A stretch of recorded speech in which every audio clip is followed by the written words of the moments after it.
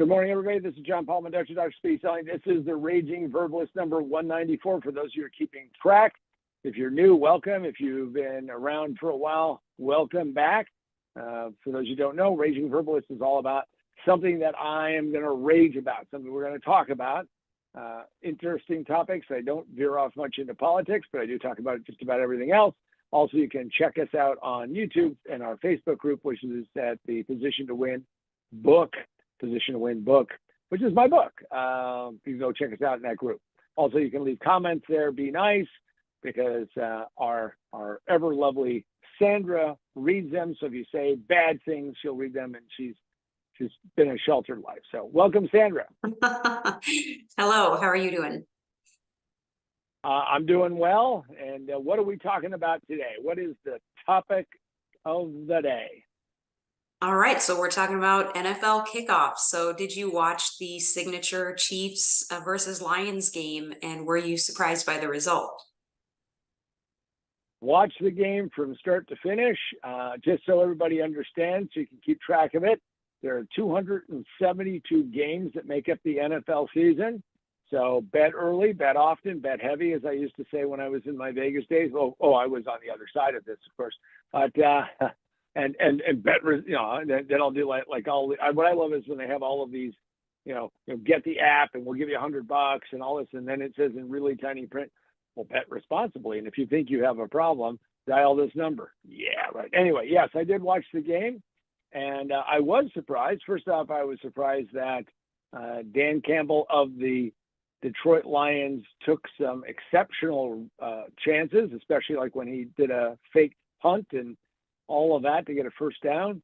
And we saw some Patrick Mahomes magic, but the real interesting part was second half.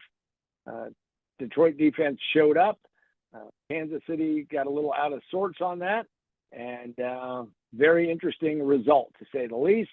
And that was pretty fascinating. And for those of you who are keeping track of the numbers and all that, before I turn it over and have our other side opinion, with a 2021 win, the Lions covered all potential spreads out there and won as a plus 175 outright underdogs on the money line.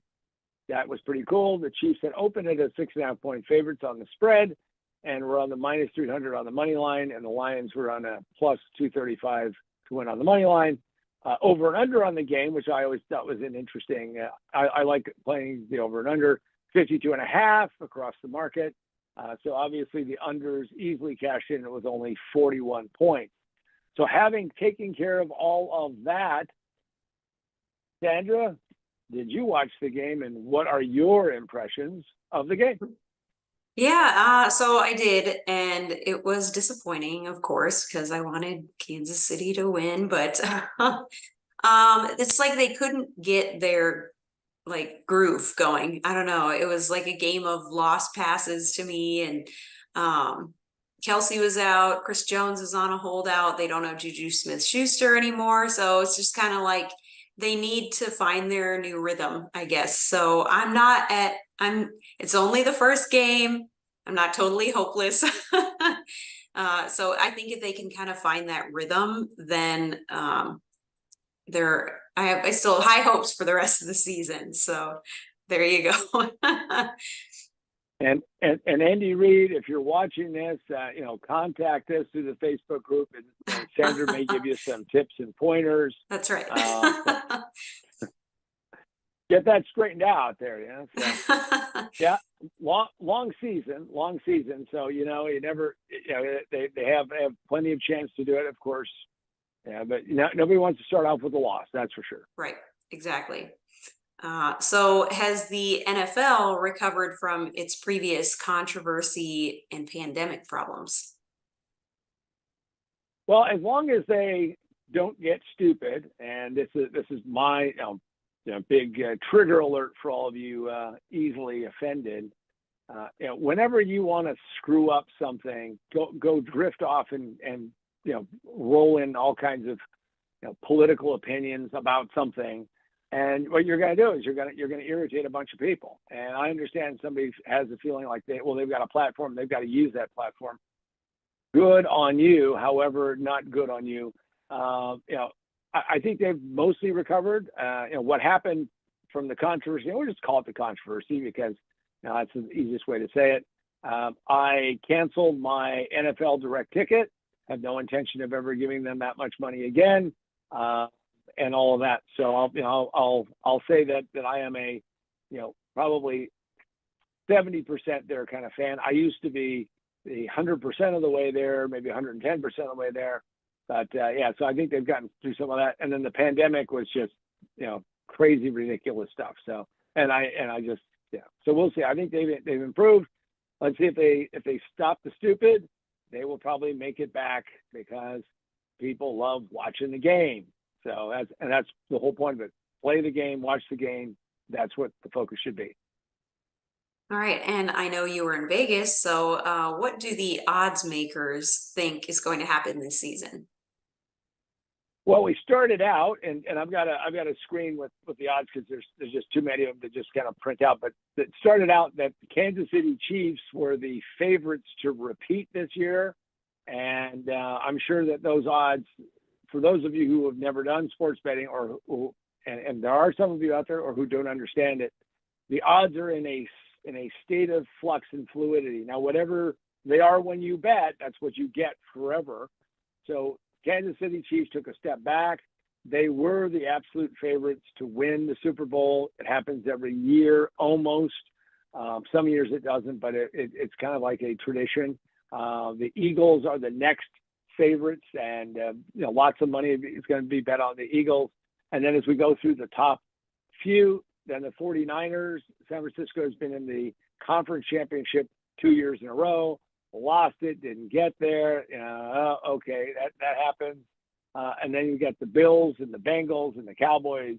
And believe it or not, the Jets, for reasons that we'll get to in a little bit, are up there. And New York teams usually get heavily bet because there's a lot of people in New York City. So right now they're looking at a rematch of Chiefs Eagles. We'll see how that progresses and all that. And by the way, there's so many different ways you can bet this thing, but I can tell you that it is better to be on the taking the bet side than making the bet side, but you decide. People like to do it. They love the action.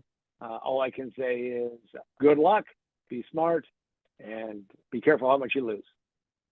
All right. And since you're from Denver and you're a Broncos fan, do you have high hopes for their new head coach? Well, I've got high hopes, and of course I don't have to really worry about going to the Super Bowl because they're so far down. They're actually listed below the Cleveland Browns, which I almost take as an insult, but because my wife is from the Cleveland area, I can't say that usually. But it's just I do have high hopes in Sean Payton. He's getting paid a lot of money. He was a good coach in New Orleans.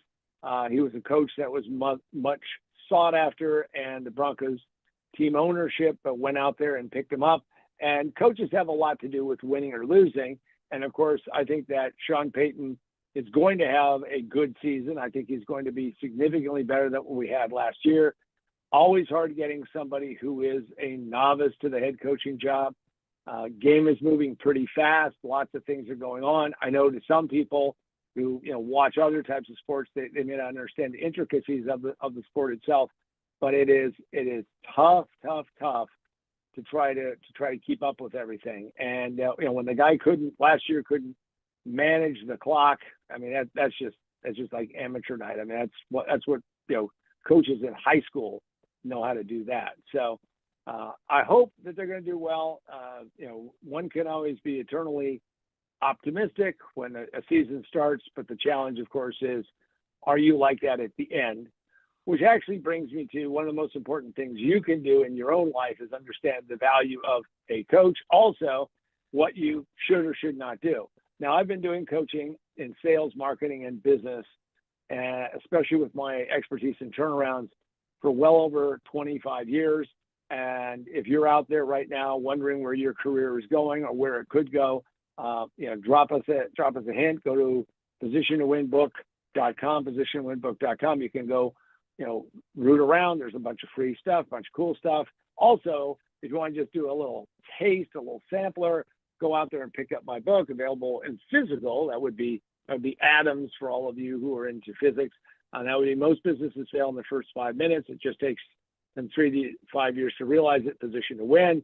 Available on Amazon, Barnes & Noble, Books A Million, and also on the website, our website, positiontowinbook.com. You can also get it digitally, electronically, and that would be under Amazon, Kindle, Barnes & Noble Nook, and Apple iBooks. And of course, the final piece is that you can get Remote Work for a Better World, which tells you how to do remote things better, because there's a lot of talk about that. And if you're really interested, you can go pick up my favorite mug, the mug that I always use when we're doing these. Some of the times I use it, but I use it a bunch of times, which is, it will make everything taste just a little bit better. So if you want to have great coaching and want to find out what coaching can do for you, check it out. And then, who knows, maybe you'll have a Super Bowl winning year, Super Bowl for whatever you do. All right. And are you surprised that teams are now being sold for billions of dollars? It is in some ways rather interesting to watch how the valuations of NFL teams and what NFL teams are worth. My own Denver Broncos last year were sold to heirs to the Walton fortune. Those are so whenever you're going to Walmart, just think, you chip in a little bit of money for them. And they paid $4.65 billion for the Denver Broncos last year. By the way, that's why there was a coaching change. And they could go get the coach they wanted, because they could just keep stacking cash and saying, okay, at what point in time can you say, no, I don't want to have this kind of life-changing money for my family. I'm not going to go, not going to go coach again. And then this year, the Washington Commanders were sold. Very controversial owner, and Daniel Snyder is finally out of the league. Lots of people didn't like him, believe that he made lots of bad decisions. Well, one decision he made correctly was buying the team when he did, and I think he paid $800 million, which people thought was a crazy number, but he just sold it for $6.05 billion. I guess the 0.05 was the little sweetener to get the deal done, but over $6 billion. I am somewhat surprised in a way, but it is a current money machine, which is probably why they're going to get their act together and straighten out all this other stuff and just say, look, guys, don't kill the goose that's laying the golden eggs. Just play the game and do that, and things will be just fine. And so what's going on with the old quarterbacks? Well, for those of you who don't know, Aaron Rodgers left the Green Bay Packers and went to the New York Jets. This is a pattern that happened before with Brett Favre. Brett Favre left the Packers a little disgruntled, felt like he was getting pushed out the door. He was.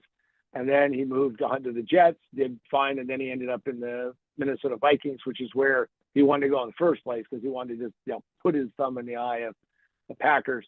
But in this case, Aaron Rodgers is like 40 years old, just signed a mega deal with the Jets. The Jets have been perennial, not as successful. I don't want to say losers. I don't think anybody in the NFL, I guess you could say there's some teams that just have not had winning ways.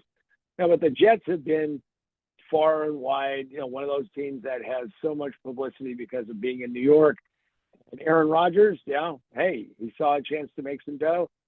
Came out of I guess he goes into a sequestered, cave or I don't know, sweat lodge or sauna or, I don't know, wherever he goes. And then he said, I see a number in my head. And the Jets say, well, that number's on a check. So he's doing that. And then Tom Brady, the GOAT, bah. Is that, the goat say bah? Is that sheep? That's what sheep. do goats say? Sheep. You're like, nah. Okay. And they do a little Three Stooges in there too. Exactly. Right? Anyway, so Tom Brady took a whole bunch of his money. By the way, he's supposed to be becoming a sports commentator, and then he bought part of the Las Vegas Raiders, so he's a part owner. So I don't know, can an owner go run out on the field? The Raiders are a little unsettled. So and Tom has said no, that's it. I'm not playing again. I don't know. I wouldn't. When I was in Vegas, I didn't see anybody having that kind of line that said, would he ever play again? I didn't see that at all. So my guess is that he might suit up and play a little bit. Who knows? But yeah, these guys are they're hanging on. I guess it's an example of good training, modern medicine and recovery techniques, but these guys are hanging on a whole lot longer than years ago. And how can people use the NFL as a mechanism to promote their business or to do something? But since the NFL is so popular, and depending upon where you're at, now I'm going to tell you some things right now. First off, do not use their logos, do not use their likenesses, do not use some of those things, because if you do those in any ads anywhere, you will probably have the NFL come and stomp you with their cleats and sue you back to the Stone Age. However, I can say that you can always talk about teams. So if you're in one of the, where there's 32 teams, now some areas like New York has 2 teams, Los Angeles has 2 teams, but you can use those as a kind of a springboard. You can talk about those kinds of things. And years ago when Tom Brady, as we were just talking about, and the Patriots got in trouble for deflating footballs so it would be easier to grip, and they had an equipment guy who got thrown under the bus, Tom didn't know and Tom didn't say, hey, I got it. But when Deflategate happened, I was working with men's clinics, and we wrote an ad that ran on the radio and in the newspaper, and we talked about if deflating balls has happened to you, then you should definitely come to the men's clinic. And the phones lit up. And every time that controversy became fresh and new, we ran those ads again. Now, couldn't just keep running them because they were topical. I would suggest that you have a little bit of fun and talk about how you are doing a football special or tailgate party or something. And if you do that, you will, without a doubt, use the NFL. Leverage some of that because, football fans respond to these kinds of messages and do it on a regular basis. And so now who will make it to the Super Bowl?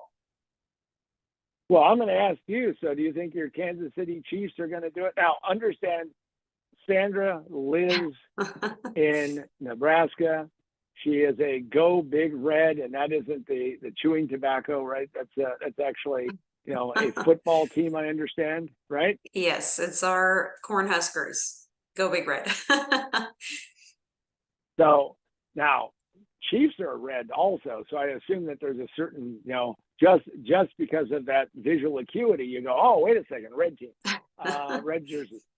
So who do you think is going to get there? What's your best guess? Will the Chiefs Let's make it go back? Will Mahomes? That Mahomes magic, Okay. they're gonna make it. I just know it. I'm hopeful. So we'll see if he's going to get that. If he's going to ascend to becoming the new GOAT. So I can tell you that with total, absolute certainty, that there is no one who actually knows who's going to make it to the Super Bowl because we're one down, 271 games to go. What I can tell you is that I have in the past bet on which teams are going to make it to the Super Bowl. But before I do that, I'm not going to cop out. I'm going to say, the odds would favor that the Eagles and the Chiefs will get there.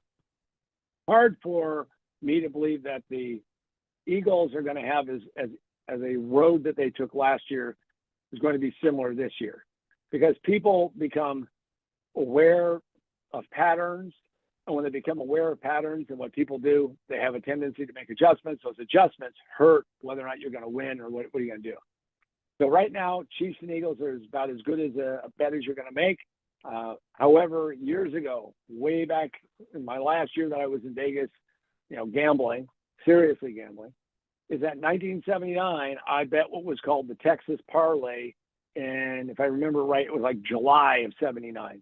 And the Texas Parlay was that you had to pick the 2 teams that were going to be in the Super Bowl. And it was the Dallas Cowboys, America's team, and the Houston Oilers. And I bet a bunch of money because the odds were great. And I watched that season unfold. And all I can say is the Oilers lost to the Steelers, who did go to the Super Bowl, and the Cowboys went to the Super Bowl, and my parlay failed. So I can tell you that I am very skeptical about betting on a team going to the Super Bowl.